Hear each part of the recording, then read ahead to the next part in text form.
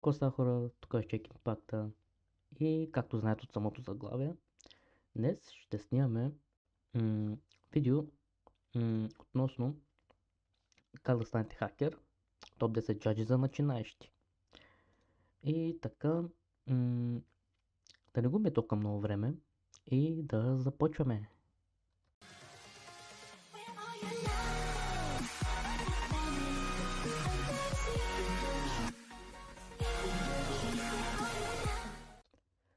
Първото устройство, с което ще започнем, се нарича Wi-Fi Pineapple. И да, това е устройство за тестване на бежични мрежи, което може да бъде използвано за извършване на тестове на уязвимости в Wi-Fi мрежите. И като цяло това е мощен инструмент за хакерите, който може да се използва за откриване на уязвимости и решаване на проблеми с бежичната сигурност. И да, моето мнение относно това устройство е, че е доста добре за начинаещи, които искат да започнат тия среди. И да преминаваме към следващото устройство. Следващото устройство, за което ще говорим, може би за повечето от вас е доста популярно, повечето от вас може да го знаете, и то се нарича Rubber Ducky. И да, Rubber Ducky е едно малко устройство, което може да бъде използвано за автоматизиране на атаки върху компютърни системи. Той имитира клавиатура и може да изпраща автоматично команди към целевия компютър, като например инсталиране на зловреден софтуер или кражба на информация.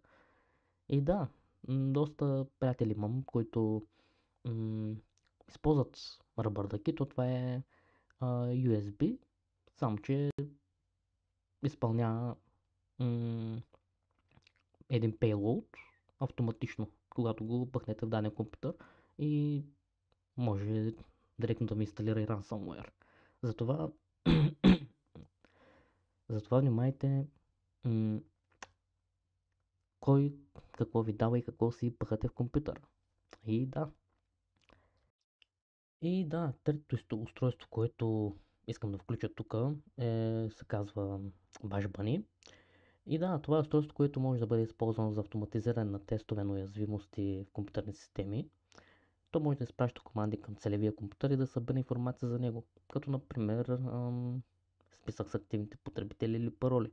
И да, това като цяло работи като ръбърдъки, само че Bashbunny е един вид като стилър. Нещо като такова работи. И да, като цяло това мога да кажа за башбането и да продължаваме към следващото устройство. И да, четвъртото устройство, за което ще говорим, се нарича Packet Square. Това е устройство, което може да бъде използвано за мониторинг и манипулиране на мрежов трафик. То може да събира информация за мрежовите активности и да изпраща зловреден трафик към целевия компютър.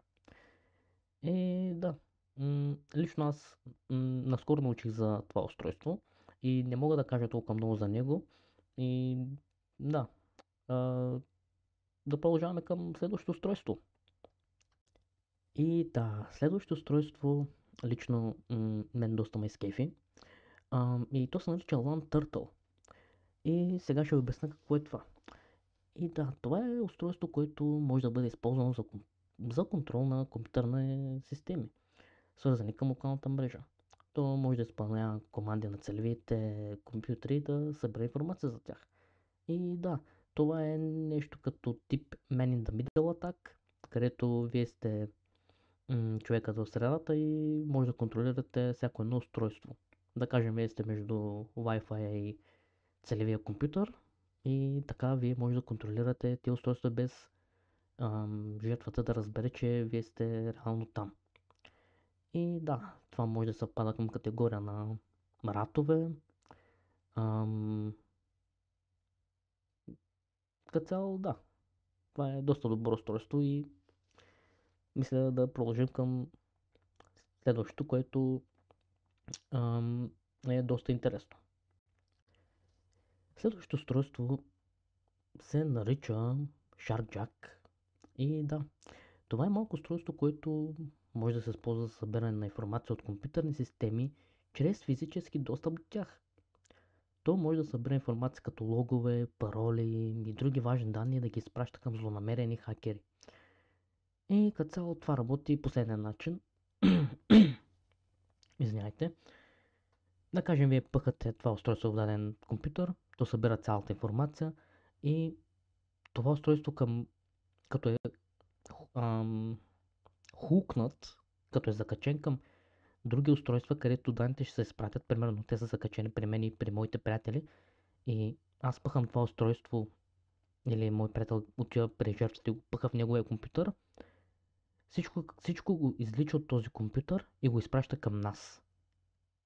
И да, като цяло работи по такъв начин и е доста добър. Аз лично доста се изкефих като прочетох за това. И да продължаваме. Следващото устройство няма какво толкова да говоря за него. Поради това, че работи като на принципа на Rubber Ducky, но малко има малка промяна. И то се нарича Keycroak, което това е устройство, което може да се използва за извличане на пароли и друга чувствителна информация от компютърни системи. То може да имитира клавиатура и да изпраща автоматично команди към целевия компютър. И да, разликата между Keycroak и Rubber е, че излича пароли и друга чувствителна информация. А при Rubber както преди малко разбрахме, че работи по същия принцип, само че може да инжектирате нещо в този компютър, вместо да го извличате. Разбирате ли? И да. Това е. Да продължаваме. Следващото устройство, което искам да мъкна е един апгрейд на Bash Bunny, който се нарича Bash Bunny Mark II. Това е подобрена версия на Bash Bunny, която може да изпълнява сложни команди на целевите компютри и да събира информация за тях. И да, като цяло работи на принципа на Bash Bunny, обаче това е по-подобрената версия и може да изпълнява по-сложни команди, които нормалната версия на Bash Bunny не може. И да, цената винаги се е различна, при положение, че Bash Bunny Mark II винаги ще се е по-скъп от нормалното. И да продължаваме към предпоследното устройство. И да.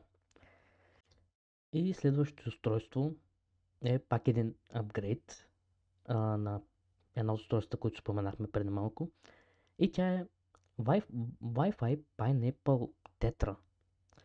И вижте сега, това е по-мощно устройство от Wi-Fi Pineapple, което може да се използва за завършване на тестове на уязвимости в Wi-Fi мрежите и събиране на информация за тях. Значи това може да изпълнява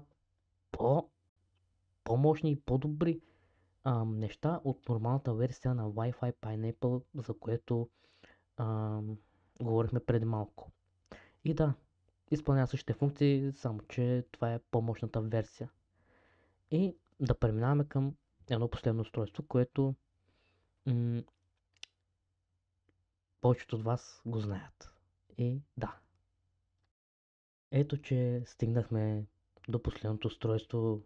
И да, знам, че всички чакахте този момент да го спомена. И то се нарича Flipper Zero.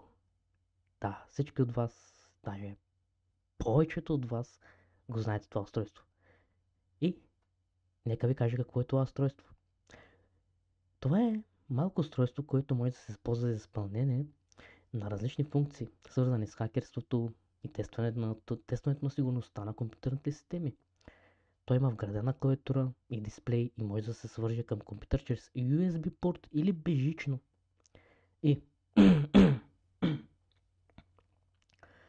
тук искам да мъкна няколко функции, които изпълнява, поради това, че това е доста известно устройство. И вижте сега какви редица функции изпълнява. Сканиране на бежични мрежи за откриване на уязвимости и събиране на информация. Анализ на мрежов трафик и откриване на уязвимости в мрежовата сигурност. Имитиране на различни USB устройства, като клавиатури, мишки, джойстици и други. Извършване на различни атаки на компютърни системи, като например изпращане на зловреден код, получаване на чувствителна информация и други. И като за последно извършване на тестове на уязвимости в компютърните системи. И като цяло това е едно мощно устройство, което може да се използва за различни хакерски цели. И да, това са топ 10 устройства, които аз включвам в това видео, тази класация, които са за начинаещи, за да може да работите с тях, да ги пробвате, да си, да се потренирате малко, разбирате ли? И да, отново благодаря на всички, че изгледахте това видео. Надявам се това видео да ви е харесало, защото мислех да го направя малко по-различно от останалите. И да, отново аз бях Импакта. Не забравяйте да оставите един коментар, да харесате този клип, да се абонирате, да споделяте с приятели. И да, аз бях Импакта, както казах, и до следващия път. Чао, чао!